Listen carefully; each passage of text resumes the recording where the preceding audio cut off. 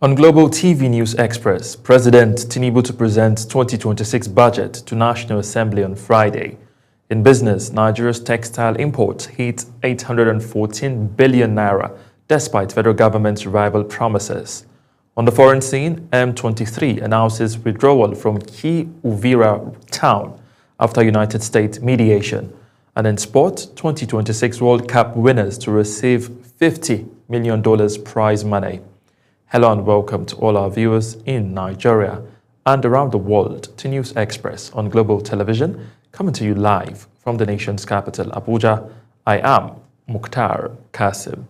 A quick reminder that Global Television is on DSTV, channel 365, and on Star Times, channel 276. And now, the news and details. President Bola Tinubu will on Friday present the 2026 appropriation bill to a joint session of the National Assembly at 2 p.m. Clerk to the National Assembly, Kamaru Ogunlana, disclosed this in a statement signed by the Secretary, Human Resources and Staff Development of the National Assembly, Essien Ayo Essien, on his behalf. The National Assembly also announced restricted access to the complex from 11 a.m. for security reasons ahead of the presentation. In the meantime, President Bola Tinubu has asked the Senate to approve the nominations of two new chief executives for the Nigeria Midstream and Downstream Petroleum Regulatory Authority, NMDPRA, and the Nigerian Upstream Petroleum Regulatory Commission, NUPRC. The request followed the resignation of Engineer Farouk Ahmed of the NMDPRA and Benga Komolafe of the NUPRC. Both officials were appointed in 2021 by former President Muhammadu Buhari, and they both led the two regulatory agencies created by the Petroleum Industry Act, PIA. To fill these positions, President Bola Tinubu has written to the Senate requesting expedited confirmation of Orishemiwa Eyison as CEO of NUPRC and Engineer Saidu Mohammed as CEO of the NMDPRA. The Nigerian Labour Congress (NLC) has defied the federal government to stage a nationwide protest despite a late-night meeting with President Bola Tinubu. Union leaders met the president in Abuja on Tuesday in a bid to halt the planned action, which Labour said was aimed at calling for decisive action against rising insecurity in the country, an action NLC President Joe Ajaero told journalists was not called off. Uyi Agbomofoigwe has more. In the struggle for our members, there is victory. Ajaero noted that the meeting did not amount to a cancellation, stressing that the Congress never issued any statement suspending the protest. According to him, repeated letters sent to the presidency since June on food, financial and physical insecurity faced by workers were ignored. Part of the discussion we wanted to hold with the president is on national issue of security, both physical insecurity and financial insecurity. So it took this issue of action, which was basically to protest and to list to them the level of physical and financial insecurity that the workers are passing through. Labour leaders say the protest was the only action that drew government attention, leading to consultations involving the Governors Forum and federal officials. On the civil society side is that the country is bleeding, and the bleeding ought to be immediately stopped. And Nigeria, or the leadership of Nigeria, has failed to protect the people of Nigeria at this time. Meanwhile, after talks with the government, the NLC said it would brief its national and state organs before announcing any final position. Government officials present at the meeting noted that dialogue is ongoing with assurances given on economic recovery and labor concerns. The protest threat comes amid rising hardship and renewed calls for improved wages across the country. For now, the Labour Congress insists the streets remain its next line of action, pending a collective decision by its leadership. Uyi Agbomofuegbe, reporting for Global TV News. Let's move away from the FCT to Kano State, where Labour Congress in the state has called on the federal government to urgently find a sustainable solution to the rising insecurity across the country.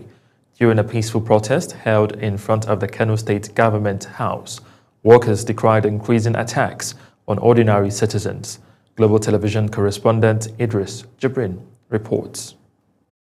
Members of the Nigeria Labour Congress from the 44 local government areas of Kano State gathered at the Government House to voice their concerns over the growing insecurity in the country. The protest, according to the union, is part of a nationwide campaign to draw attention to the frequent bandit attacks, kidnappings in the north, and activities of militia groups in the south, all of which they say threaten the nation's economic and social stability.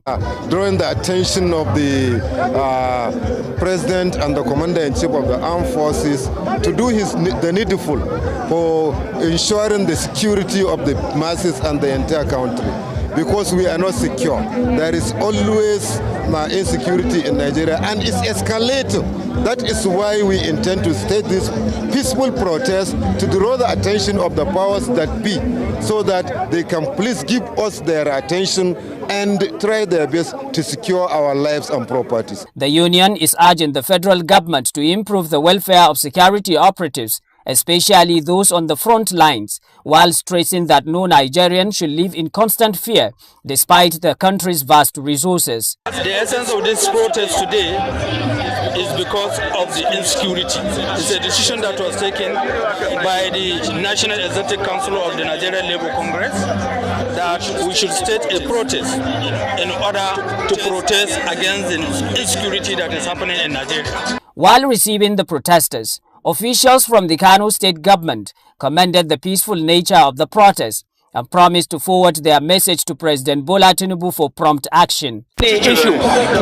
So the Labour is exercising its constitutional rights, and it is doing it peacefully as per the constitutional provisions. So the government's position on this matter is positive. We welcome any positive interaction in a peaceful manner. The state government also reaffirms its commitment to working closely with civil society groups to ensure sustained peace and security across the states. From Kano, Idris Jibrin, Global Television News. Organized labor in Benue State have taken to the street, demanding urgent action over the rising wave of insecurity and killings across the state and the country at large. Felicity Ndere reports. Placards carrying members of the Nigerian Labour Congress marched through major streets in Makurdi, joining similar protests held nationwide to draw attention to the worsening security situation. Addressing the crowd, the Benue State chairman of the Nigerian Labour Congress said workers can no longer remain silent while innocent citizens are murdered and displaced from their homes. The Labour leader presented a formal letter outlining the demands of workers and residents to the Benue State government, with a request that it should be forwarded to the presidency. The insecurity in the state and in the country generally is too much. Tell me the truth. How come 450 people were being killed in Eurowater one night? Not correct. You can't go to Naka now, the most popular road that people go to, Naka local government, and they don't pass. So today, the Nigerian Labour Congress have decided to process. This is just an attempt to come and tell you that the insecurity in the country is not. Receiving the letter on behalf of Governor Hyacinth Alia, the head of civil service, Dr. Moses Agbogbode, assured the protesters that the state government is working closely with federal authorities and security agencies to restore peace. Your message is very clear. The insecurity all over the country is actually too much, on the basis of which this state government, under the leadership of Hyacinth Alia, we never relent on her efforts until peace is achieved for every Benue person, until peace is achieved for all Nigerians living in Benue. As calls for improved security grow louder, organized labor insists that protecting lives must remain a top priority, warning that peace and productivity cannot thrive in an atmosphere of fear. In Makurdi, Felicity Indere, reporting for Global Television News. Let's now head to the National Assembly, where the House of Representatives has issued an ultimatum to conclude an ongoing reconciliation with the Ministry of Finance and the Fiscal Responsibility Commission over alleged unremitted revenues running into trillions of naira.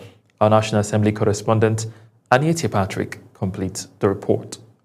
The directive came from the House Committee on Public Accounts after the Central Bank of Nigeria requested additional time to appear before the committee following a resolution summoning the Apex Bank's governor. Chairman of the committee, Bamidele Salam, recalled that the investigation was initiated by a joint sitting of the committees on public accounts and public assets over alleged violations of the Constitution and the Fiscal Responsibility Act. According to the committee, reports from the Fiscal Responsibility Commission, the Office of the Attorney General of the Federation, and a special audit allegedly showed that the CBN failed to remit about 5.2 trillion naira in operating surplus between 2015 and 2022. Other alleged infractions include outstanding remittances following the transition to the Treasury single account, discrepancies uncovered during the migration of the federal balances, and unpaid value-added tax on remittance transactions. Based on the resolution of the House that was passed last week, we're supposed to make our findings and our decisions available for plenary before the end of January of 2026. The Minister of Finance and Coordinating Minister of the Economy, Wale Edu, acknowledged that reconciliation between fiscal and monetary authorities is continuous, but stressed the need for clarity, transparency, and a defined timeline. Turnaround, I would say, of the Nigerian economy, including the metrics that came out yesterday showing lower, even further lowering of inflation, are part of this, what I would call general interaction, consultation, and working together. So part of that is our attempt to sit together to reconcile what actually, under the law, under the Fiscal Responsibility Act, is actually owed, what is owed, and to whom is it owed. Lawmakers, however, urge caution, emphasizing the need to balance accountability with fair hearing. I want to implore my colleague through the chairman to allow them, little time to come up with the documents that they said they are compiling. I think these are documents that should ordinarily be there, at their fingertip. They just recall it and submit to us. The Fiscal Responsibility Commission also welcomed the reconciliation process, admitting challenges in enforcing compliance, but noting that recent legal amendments have strengthened its mandate. The committee has now fixed January 19, 2026 for the submission of reconciliation reports and January 26 for the personal appearance of the CBN governor. Findings from the final hearing will be presented to the House at plenary. From the National Assembly, Aniete Patrick, reporting for Global TV News. As the International Organization for Migration advocates safe and orderly migration, experts are calling for adjustment in policies. Speaking in an exclusive interview as part of activities to commemorate the significance of the 2025 Day of Migration, Global Television security and political analyst Professor Ibrahim Abubakar said these adjustments have become necessary to ensure global policy alignment. Zara Unasir reports. In 2025, the International Migrants Day is marked under the theme Migrant Story, Cultures and Development, highlighting how human mobility enriches societies, drives economic growth, and strengthens connections across communities. The International Migrants Day is commemorated to acknowledge the millions of people who leave their native place or permanent shelters in search of safety, opportunity, and dignity across borders. The day is observed every year on 18 December to recognize the contributions, rights, and vulnerabilities of migrants worldwide. It draws attention to the hundreds of millions of people living or working outside their place of birth, including refugees, students, care workers, seafarers, and undocumented laborers, and highlights how migration shapes economies, cultures, and families across borders. Professor Ibrahim Abubakar, Global TV Security and political analyst says the policy framework which they are working now need to be expanded to work on safety, protection and other measures of control. Migration has been one of the openings for exploration, ventures, businesses and all, even science and technology. Well, I think the International Organization for Migration needs to make some adjustment in their policies. Why? Because some of the policies are actually obsolete. But you want to have total control. You can't have total control without preventive measures, without safety, without security, without other foreign policies taken into consideration. The United Nations General Assembly chose 18 December for the day to mark the anniversary of the 1990 adoption by the United Nations General Assembly of the International Convention on the Protection of the Rights of All Migrants, Workers, and Members of their Families.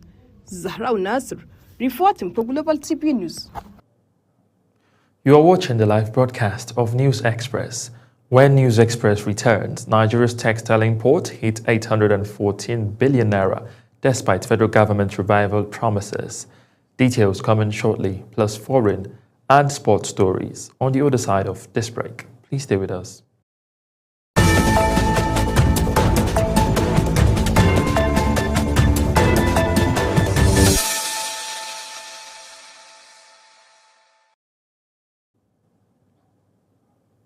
You're welcome back from that break, and now to business news, where Nigeria's textile imports rose to 814.27 billion naira between January and September 2025, representing a 47.4% increase compared to the same period last year, despite repeated government assurance to revive the sector.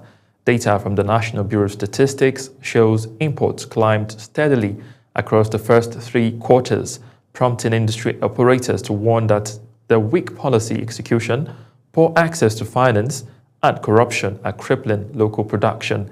Director General of the Nigerian Textile Manufacturers Association, Hamma Kwajafa, says funds from the 10% textile levy have never been reinvested in the industry, describing government intervention as largely rhetorical and ineffective. Still on business, Nigeria's small business sector is set for a major expansion in 2026 as the Small and Medium Enterprise Development Agency of Nigeria, SMEDEN, unveils sweeping plans to formalize millions of enterprises, expand access to funding, and strengthen support infrastructure nationwide. Director General of the agency, Charles Odi, disclosed this while briefing journalists in Abuja. Business correspondent Kikelomo Okere has details. The Director General, SMEDEN Charles Odi, announced that ongoing efforts to formalize informal businesses, which began in 2020, are expected to add more than 250,000 newly registered enterprises by the first quarter of 2026, with an ambitious target of registering 1 million additional businesses across the country. Odi stressed that business formalization remains critical to growth, visibility, and access to opportunities for small enterprises. In 2026, we should have handed over 250,000 new registered businesses. And we are currently, I'm not going to let the cat out of the bag, but we're pushing with the presidency for another 1 million.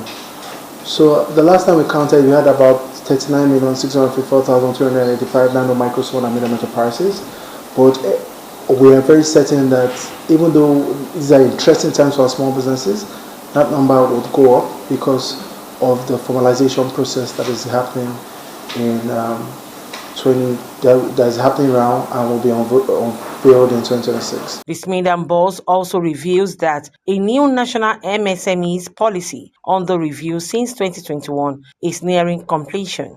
It says the policy is being developed with strong stakeholders' engagement to ensure it directly addresses the real challenges facing micro, small and medium enterprises. On social inclusion, Odi says the agency is implementing programs aimed at reintegrating ex-prisoners into society through skills training and employment opportunities within the MSME sector to reduce stigma and promote economic inclusion. It further disclosed that 12 billion naira in affordable funding is currently available to small businesses with over 500,000 enterprises already benefiting. Today is just one facility.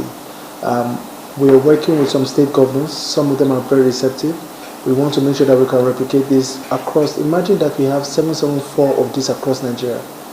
People, I think that would reduce the high rate of unemployment and insecurity in the country. Because there's a triangle that I always try to draw. Hunger leads to anger, anger leads to violence. So if you want to stop violence and insecurity, then let's address it from the hunger level. If our people are employed, our people are doing a lot of business, our people are doing a lot of job and they can see the fruits of their labor, they won't pick up arms.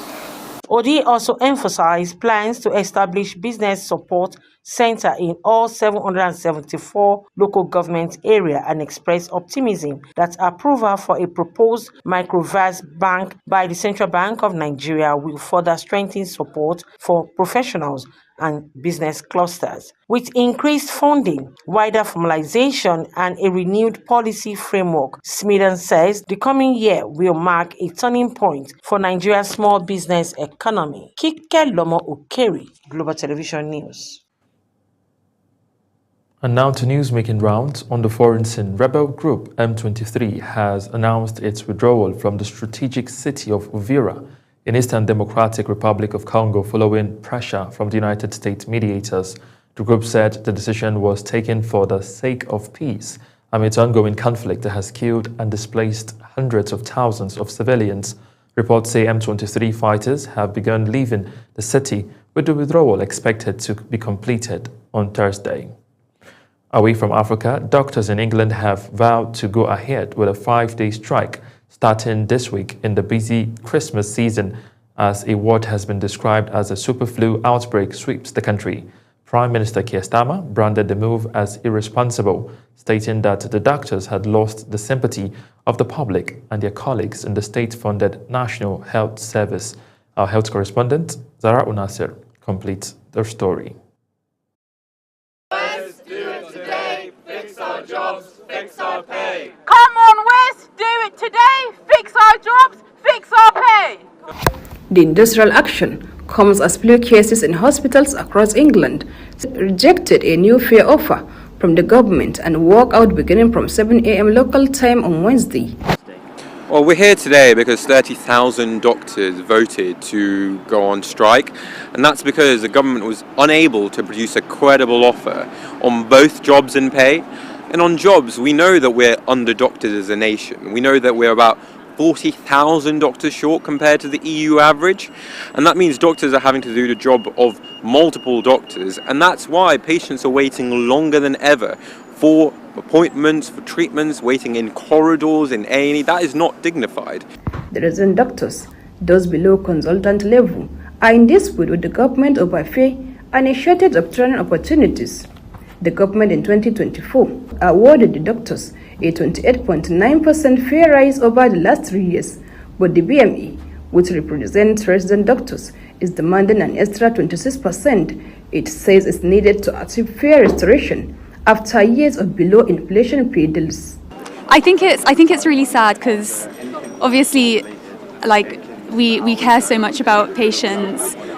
Everyone in the NHS is so hardworking, but it's just so demoralising when you're not treated right by the pay that you're getting, by the training that is available to you. It just feels like they don't care about us, they don't care about our futures. Attempts to reduce patient waiting lists have been affected, in part by the repeated industrial action by both resident doctors and consultants.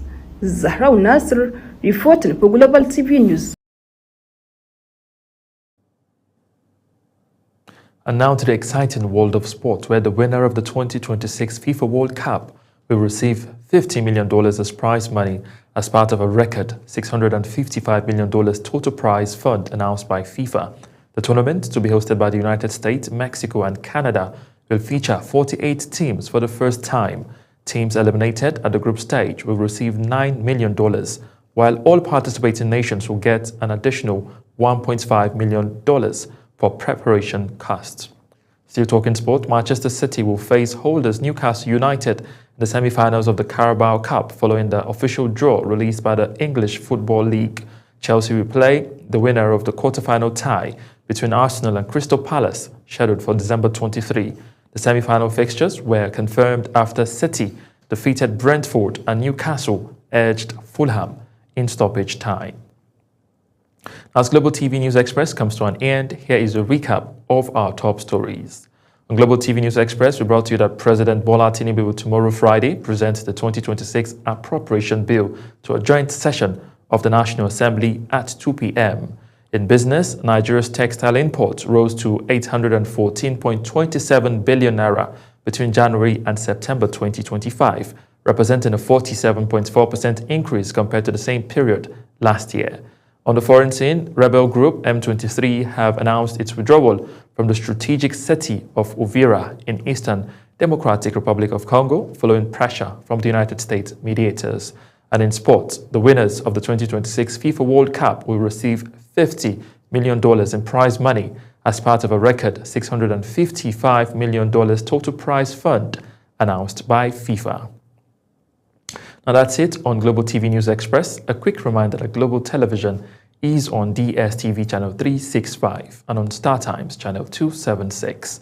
Kindly follow us across all our social media platforms now showing on your screen using at Global TV NG. I am Mukhtar Kasim, saying a very big thank you for watching.